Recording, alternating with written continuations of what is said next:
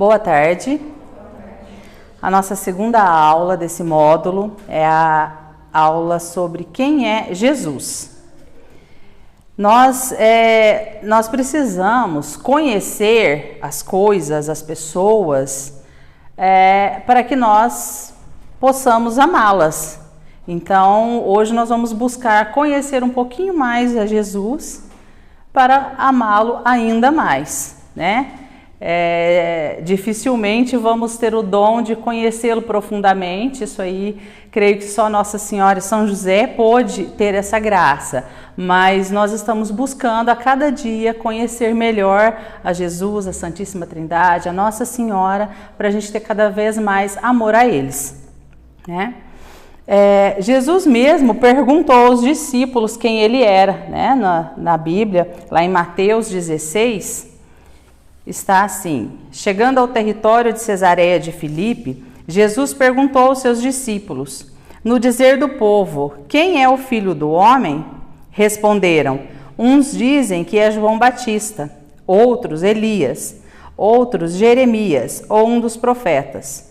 Disse-lhe Jesus: e vós, quem dizeis que eu sou?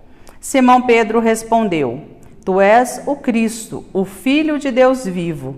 Jesus então disse-lhe: feliz és tu, Simão, filho de Jonas, porque não foi a carne nem o sangue que te revelou isto, mas o meu Pai que está no céu.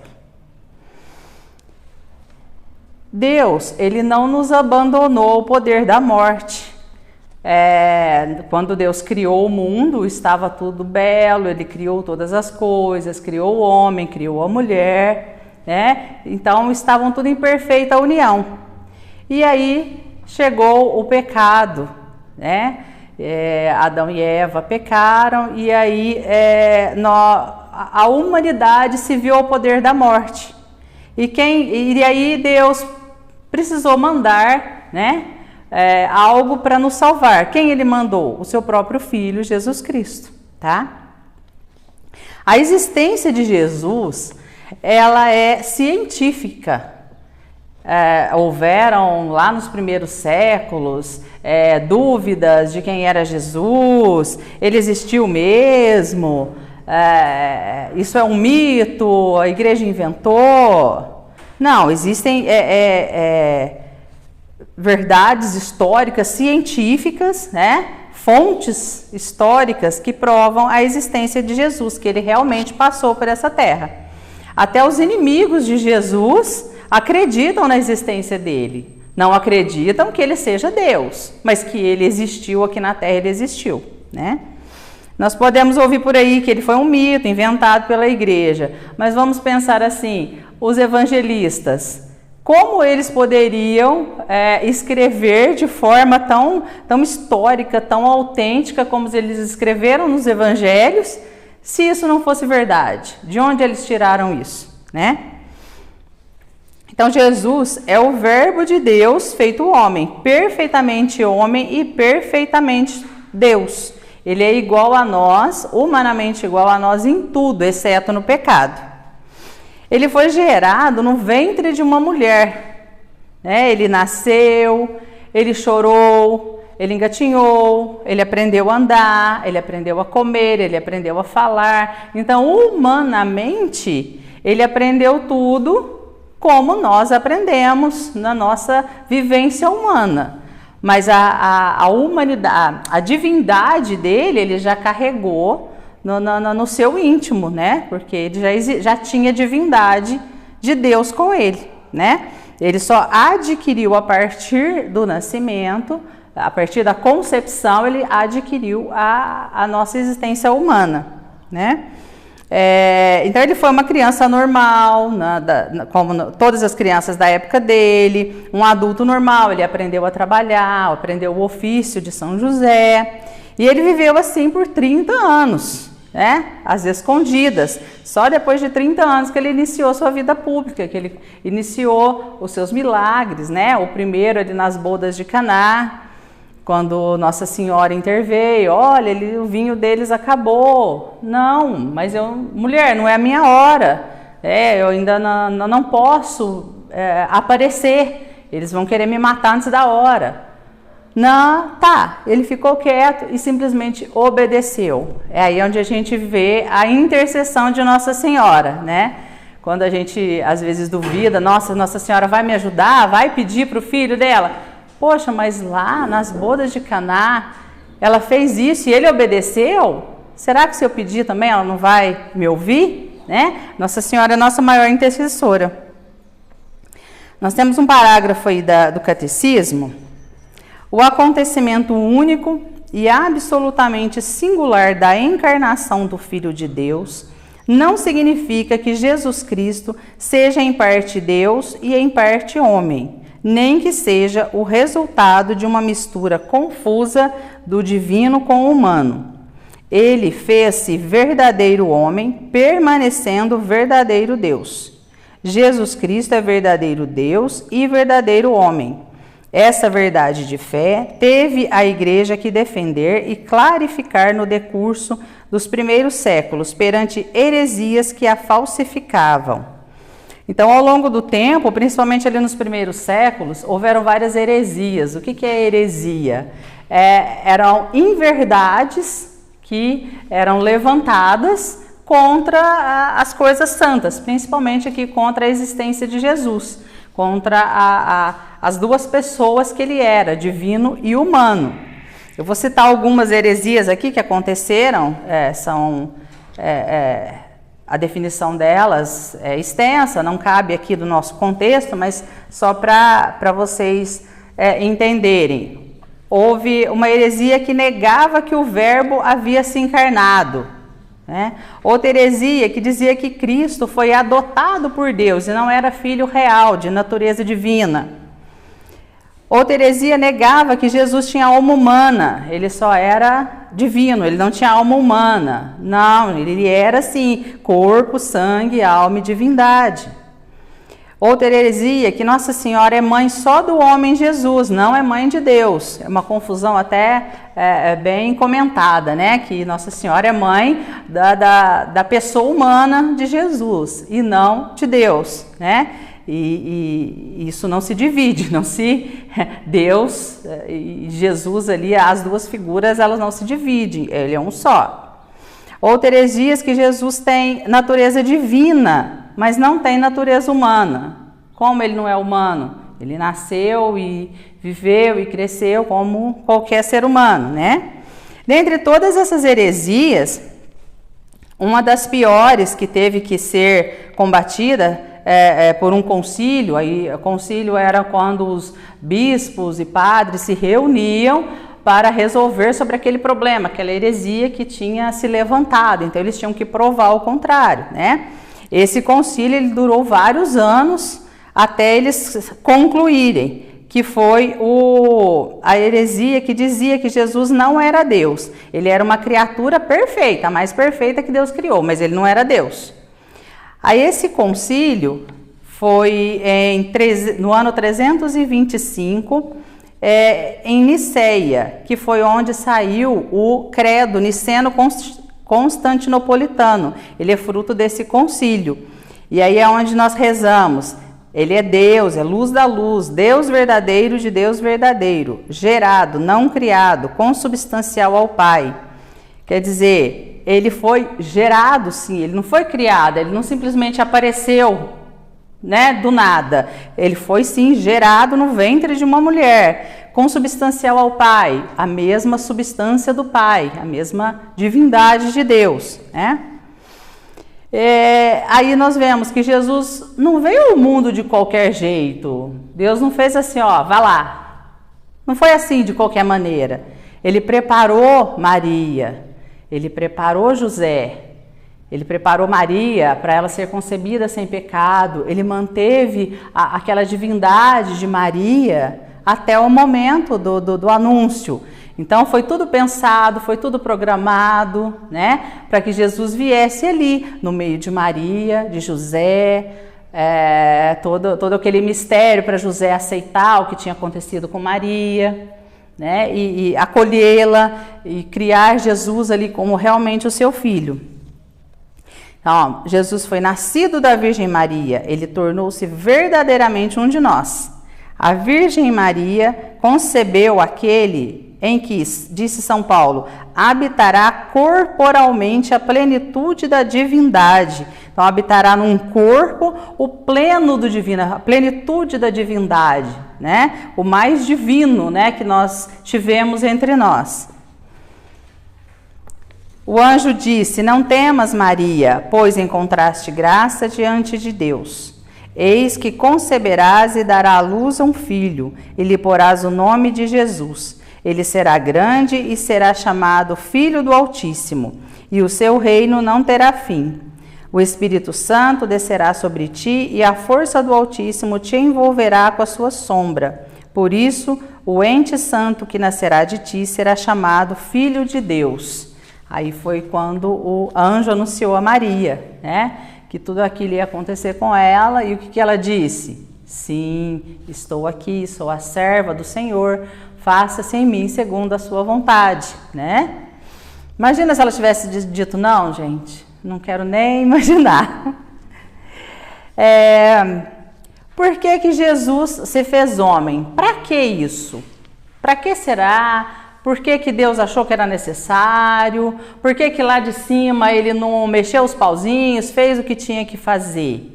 Para que isso? Para que mandar o filho dele na terra, passar por tudo que ele passou? Por que será que ele fez isso?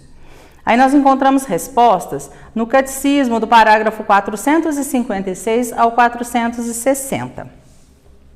No 456 está assim: com o credo niceno-constantinopolitano, respondemos confessando: por nós homens e para nossa salvação, desceu dos céus e se encarnou pelo Espírito Santo no seio da Virgem Maria e se fez homem. Então, para que ele veio? Ele veio para nos salvar. Como eu já disse, com o pecado original, nós fomos separados da graça de Deus. É como se nós estivéssemos ali aberto um buraco e estávamos todos jogados ali ao pecado, né? E aí, o que Deus quis fazer? Ele mandou Jesus para Jesus ser a ponte da salvação. Jesus é o nosso é o que liga Deus a nós. É a ponte que nós temos para chegar a Deus, né? Tem aquela frase: ninguém vem a mim, ninguém vai ao Pai senão por mim. Então Jesus é a ponte, é essa ponte que veio nos salvar, né? Tanto é que o que ele fez? Ele morreu, desceu à mansão dos mortos, foi lá, salvou quem poderia ser salvo, né? E depois ele ressuscitou. Nós estamos aí agora no número 457 do Catecismo. O Verbo fez-se carne para nos salvar, reconciliando-nos com Deus. Foi Deus que nos amou e enviou o seu Filho como vítima de expiação pelos nossos pecados. O Pai enviou o Filho como Salvador do mundo, e ele veio para tirar os pecados. No 458, o Verbo fez-se carne, para que assim conhecêssemos o amor de Deus. Assim se manifestou o amor de Deus para conosco. Deus enviou ao mundo o seu Filho unigênito, para que vivamos por ele. Então, por quê? Para que Deus quis mandar Jesus aqui? Para mostrar todo o seu amor por nós, né? Imagina que amor é esse? Eu vou mandar o meu filho para sofrer tudo que ele sofreu para nos salvar. E nós não temos noção, a nossa mente humana não tem noção para imaginar o amor de Deus por nós. Só por esse ato aí, a gente já fica, poxa, nós merecemos tudo isso, né? Que Deus fez por nós. Ele podia muito bem nos salvar de outra maneira, como eu disse, lá quietinho, mexer os pauzinhos.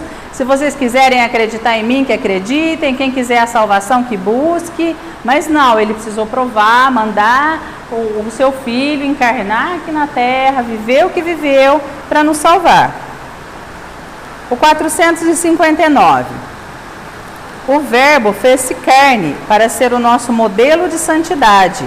Tomai sobre vós o meu jugo e aprendei de mim. Jesus é nosso modelo de santidade, né? Então, tudo que nós precisamos aprender, está ali na Bíblia, tudo que Jesus viveu, principalmente as virtudes. Né? As maiores virtudes que Jesus nos deixou aí foi a mansidão e a humildade. Sou manso e humilde de coração, aprendei de mim. Né? Se nós formos pensar em toda a humildade, todo o desprezo que Jesus passou, isso nos toca muito, né? O quanto ele se fez humilde, ele se fez pequeno para mostrar a grandiosidade dele para nós. O 460. O Verbo fez-se carne para nos tornar participantes da natureza divina. Pois foi por essa razão que o Verbo se fez homem e o Filho de Deus se fez filho do homem. Foi para que o homem, entrando em comunhão com o Verbo e recebendo assim a ação divina, se tornasse filho de Deus. Então, para que Jesus veio? Para nos fazer participantes da natureza divina. Isso acontece quando? No nosso batismo. Antes do batismo, nós temos infundido em nós o pecado original. E a partir do batismo, o que acontece ali no mistério do batismo, com a água do batismo? Nós vamos participar da natureza divina de Cristo. Né? Vamos no outro tópico. Jesus, Verbo eterno. No princípio era o Verbo, e o Verbo estava junto de Deus. E o Verbo era Deus. Ele estava no princípio junto de Deus. Tudo foi feito por ele, e sem ele nada foi feito. Nele havia vida, e a vida era a luz dos homens. A luz resplandece nas trevas, e as trevas não a compreenderam. Então, o Verbo era a palavra. O que era o Verbo se fez carne? O Verbo era a palavra. Deus tinha a palavra. Ele tinha a ordem, né? Quando ele criou o mundo. Faça-se as águas, faça-se os animais, faça-se a luz, e tudo era feito. Só com a palavra, o poder da palavra, Deus fez tudo o que fez no mundo. E esse verbo, essa palavra que estava já junto de Deus, que veio se tornar carne, se encarnar em um humano, que foi o nosso Jesus, né? Que veio para nos salvar.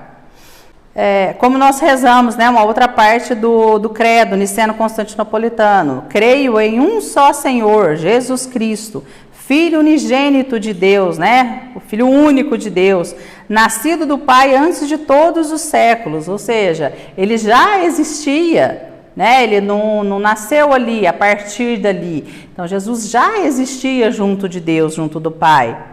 Deus de Deus, luz da luz, Deus verdadeiro de Deus verdadeiro, gerado, não criado, né? Ele foi gerado, ele tem a mesma substância do Pai.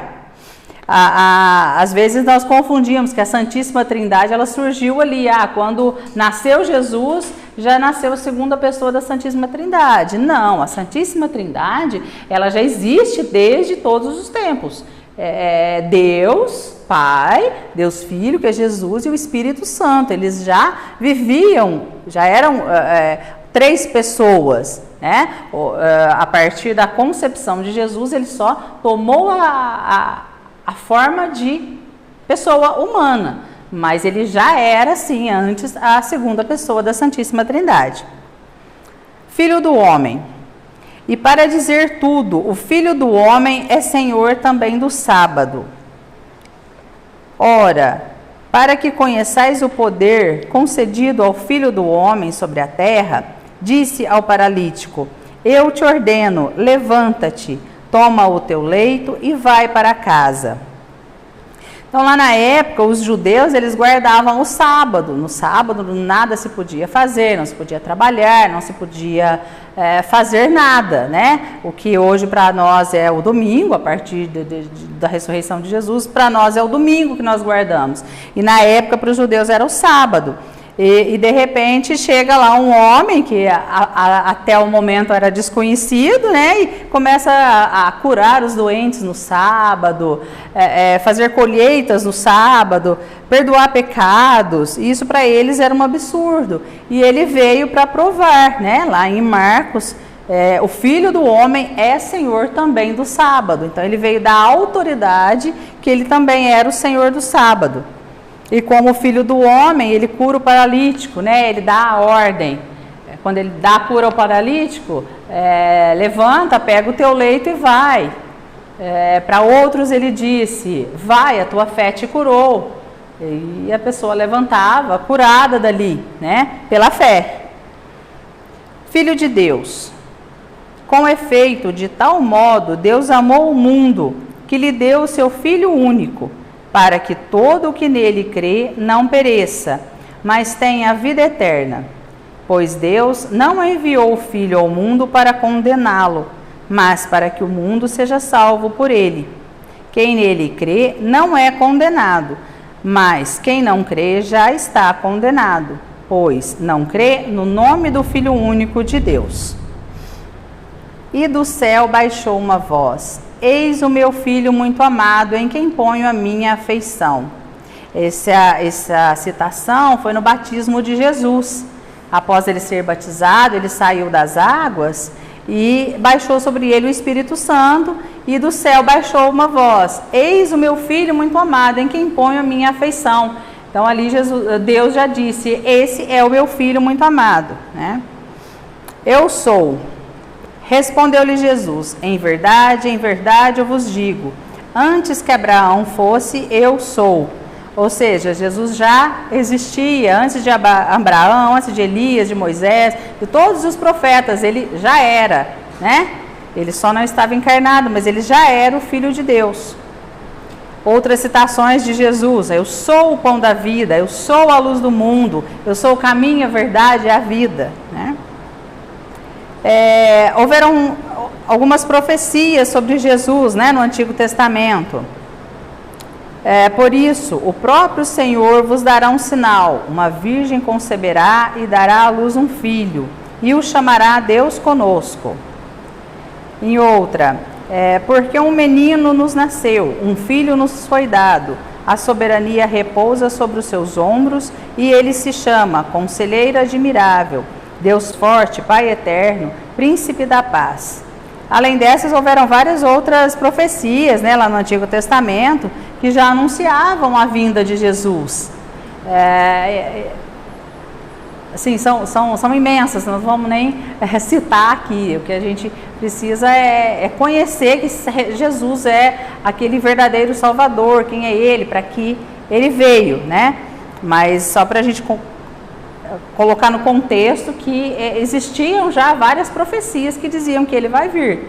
Tanto é que lá no início, quando Ele perguntou aos apóstolos: quem dizem que eu sou? Você é o Messias, né? Ou seja, já se esperavam o Messias chegar, né? Depois nós vamos para a parte da redenção. Isso aí é uma citação de uma carta encíclica Redemptor Hominis de São João Paulo II.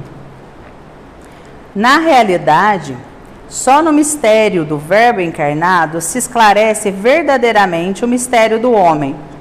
Adão, de fato, o primeiro homem, era a figura do futuro, isto é, de Cristo Senhor. Cristo, que é o novo Adão, na própria revelação do mistério do Pai e do seu amor, revela também plenamente o amor ao mesmo homem e descobre-lhe a sua vocação sublime. E depois ainda, imagem de Deus invisível. Ele é o homem perfeito, que restitui aos filhos de Adão a semelhança divina, deformada desde o primeiro pecado, já que nele a natureza humana foi assumida sem ter sido destruída. Por isso, mesmo também em nosso benefício, ela foi elevada a uma dignidade sublime, porque pela sua encarnação, ele, o Filho de Deus, uniu-se de certo modo a cada homem, trabalhou com as mãos de homem, pensou com a mente de homem, agiu com a vontade de homem e amou com o coração de homem. Nascendo da Virgem Maria, ele tornou-se verdadeiramente um de nós, semelhante a nós em tudo, exceto no pecado. Ele, o Redentor do homem. Então, isso daí é mais ou menos um resuminho do que eu disse, né? Que ele veio para ser novamente a ponte entre nós e Deus, para redimir os pecados, né, que aconteceu lá na época de Adão e Eva. Ele trabalhou como mãos de homens, né, então ele foi um humano, ele nasceu da Virgem Maria, habitou no meio de nós. Então essa carta de São João Paulo II resumindo aí o que a gente já comentou. Jesus é Deus e homem, é o sacerdote eterno que se ofereceu em sacrifício para nos salvar. Deu a vida por nós, nos amou até o extremo, venceu o mundo, venceu o pecado, venceu o demônio, venceu a morte, ressuscitou. Veio para nos dar a vida e vida em abundância. Conhecendo e amando Jesus cada vez mais, ao sermos perguntados por Ele, e vós, quem dizeis que eu sou? Possamos responder junto com Pedro, nosso primeiro Papa: Tu és o Cristo, o Filho do Deus vivo. Então nós precisamos estudar, conhecer, para o dia que Jesus nos encontrar, perguntar: quem você diz que eu sou? E nós podemos afirmar que nós sabemos verdadeiramente, sim, o Senhor é o Cristo, Filho de Deus, né, que veio ao mundo para nos salvar. E quando nós pensamos em Jesus, na encarnação de Jesus, nós temos que sim pensar também na sua redenção, na sua crucificação. Desde todo o tempo, Jesus já sabia tudo o que ele iria passar. Ele não descobriu que ele ia ser crucificado lá quando Pilatos anunciou e condenaram ele, colocaram ele na cruz. Ele não descobriu ali que ele ia ser crucificado. Ele já nasceu, ele já sabia tudo o que ele iria passar, né? Ele não se negou a passar tudo aquilo porque ele já sabia. Nossa Senhora já tinha no coração aquela espada, né? Quando ela foi apresentar o menino Jesus e Simeão já disse para ela: olha, uma espada transpassará a sua alma. Esse menino será motivo de grandes alegrias, mas também de grandes tristezas, né? Então Nossa Senhora já tinha isso guardado no coração, que ela ia passar por um sofrimento muito grande com Jesus. Então nós não temos como pensar numa encarnação sem pensar numa redenção, pensar no Natal sem pensar numa Páscoa, né? Não existe Páscoa sem Natal, não existe o Natal sem a Páscoa, está tudo ligado, né? Jesus veio ao mundo, viveu, morreu, ressuscitou, é tudo um conjunto só. Nós não podemos pensar só: Jesus ressuscitou, é só alegria, é só amor, ele é misericordioso. Não, não é só isso. Nós precisamos pensar na cruz também. Meditar a cruz de Jesus, os sacrifícios de Jesus, nos ajuda muito a levar a nossa cruz de cada dia, né? E esse projeto de salvação, isso tudo que Deus fez ali com Jesus, de mandar Ele para nós, se nós formos pensar, tudo isso que Ele fez, a gente está num débito muito grande com Jesus. Ele fez tudo isso para nós, e aí, como é que nós vamos pagar isso, né? A nossa dívida é muito grande com Ele. E Ele se doou, né? Viveu, se doou, fez o que fez, todos os ensinamentos que Ele deixou para nós, todos os sofrimentos que Ele passou por nós, tudo que Ele passou ali na cruz. Depois Ele ressuscitou, e aí Ele poderia ressuscitar e voltar para junto do Pai. Beleza, pronto, já cumpri minha missão, fui lá, fiz o que eu tinha que fazer, já cumpri o que o meu Pai me ordenou. Não, Ele não ficou por aí. Antes dele ser crucificado, o que Ele fez? Ele juntou os apóstolos, fez a última ceia, consagrou ali o pão, o vinho e disse para eles: repitam isso, façam isso em minha memória, né? Ou seja, eu estou indo, estou voltando para o Pai, mas eu estou deixando aqui um pedacinho de mim. Então vocês vão repetir isso aqui, porque eu vou estar nesse pedacinho de pão, nessa gotinha de vinho, né? Para que as pessoas busquem a salvação. E aí, além de todo o sofrimento, tudo aquilo que Ele passou, eu não sei a fundo, mas já vi algumas coisas sobre o que realmente foi o sofrimento na carne, na hora da crucificação. Eu não consegui nem terminar de ler. Eu já senti mal de ler o que cientificamente se diz sobre a crucificação, o que o corpo sente na crucificação. É terrível. Aí isso não bastava. Jesus tinha que se reduzir mais ainda a um pedacinho de pão. Se a gente for pensar, meu Deus, tão grandioso, tudo que ele foi, tudo que ele é para a salvação de todos nós, e ele se humilha a um pedacinho de pão. Ele se humilha a ficar lá dentro do sacrário, e a gente não vai lá visitar, não vai lá buscá-lo. Ele está ali para qualquer um que quiser. Né? Nós não precisamos ter vivido lá 2000 anos atrás para conhecer, para ver o que realmente aconteceu com Jesus. Nossa, eu precisava estar lá para ver o que realmente ele fez, quem realmente ele foi. Não, gente, Jesus está ali. Todos os sacrários da igreja, em todas as missas, está se renovando aquele sacrifício. Então, essa humildade dele de se reduzir a um pedacinho de pão e esperar que nós vamos até ele buscá-lo, gente, isso para mim é sublime, é maravilhoso. Onde fala numa citação anterior que Jesus veio para que nós tenhamos com ele a divindade. Então nós só vamos alcançar a santidade e a divindade partilhando desse pão. Nós não vamos conseguir uma santidade sendo bonzinho, sentadinho lá dentro de casa. Nós precisamos, primeiramente, participar da Santa Missa, né? Buscar ali a renovação do sacrifício de Jesus e buscar comungar com ele, estar em comum com aquele pedacinho que Jesus deixou para nós, certo?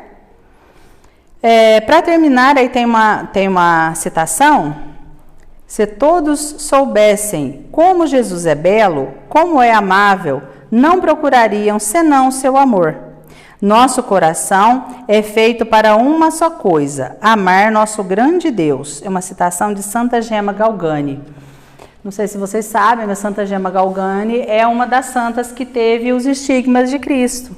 Ela teve as feridas nas mãos, ela sentia dores horríveis, ela não tinha um problema digestivo que a impedia de comer, de beber, e ela, quando estava com as feridas, né, ela ficava com o corpo todo doente e ela não comia, não bebia, e ela chegava realmente a sentir as dores de Cristo na crucificação. E ela pedia cada vez mais, a santidade de Santa Gema era tão grande que ela pedia cada vez mais: Jesus, eu quero o seu sofrimento. Aí o confessor dela dizia: Gema, pede para Jesus tirar isso de você, você está morrendo. Você não pode ficar assim. Ela já estava pele e osso. E o confessor pedia: pede para Jesus tirar esse sofrimento de você. Mas eu não quero, eu quero sofrer. Eu quero ter essas chagas de Jesus comigo. E hoje é a nossa grandiosa Santa Gema Galgani. Quem não conhece, vale a pena. Então era isso que eu tinha para passar para vocês. É claro que o tema é imenso, né? Eu peguei algumas partes, algumas citações aqui para estar conversando com vocês nesse dia, mas procurem saber mais sobre Jesus, conhecer mais para amá-lo mais. Certo? Boa tarde.